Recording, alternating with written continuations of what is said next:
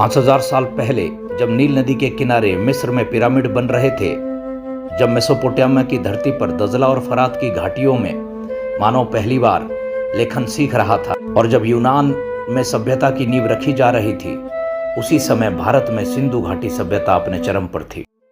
पर इन सब के बाद एक बात अलग थी। जहां मिस्र और मेसोपोटामिया की परंपराएं समय की रेत में खो गई, लेकिन भारत की संस्कृति लगातार जीवित रही। उसके गीत, उसके मंत्र, उसकी भाषा आज भी सुनाई देती। भारत का ऋग्वेद जो लगभग 1500 ईस्वी पूर्व में रचा गया था, आज भी उसी लय में गूंजता है। यह वो सांस्कृतिक धारा है जो किसी और सभ्यता में बची ही नहीं। 18वीं सदी तक यूरोप भारत को केवल रहस्यमय भूमि मानता था। के बारे में जानकारी बस यूनानी इतिहासकार मेगास्थनीज और रोमन लेखक प्लिनी के छोटे उल्लेखों तक सीमित था। फिर आई ईसाई मिशनरी, जिन्होंने भारतीय भाषाएं सीखी पर इतिहास को नहीं समझ पाए। इसी कड़ी में जेसुइट पादरी हेनकसले ने संस्कृत की पहली यूरोपीय व्याकरण तैयार की थी। फ्रांसीसी पादरी उर्दू ने संभवतः पहली बार संस्कृत और यूरोपीय भाषाओं की समानता को पहचाना था। 1786 में विलियम जोन्स ने इस संबंध की पुष्टि की और विलियम जोन्स ने के ही प्रयासों से 1784 में एशियाटिक सोसाइटी ऑफ बंगाल की स्थापना की गई। यहीं से भारतीय अध्ययन यानी इंडोलॉजी की नींव रखी गई। भारत ने दिखाया कि सभ्यता सिर्फ पत्थरों से नहीं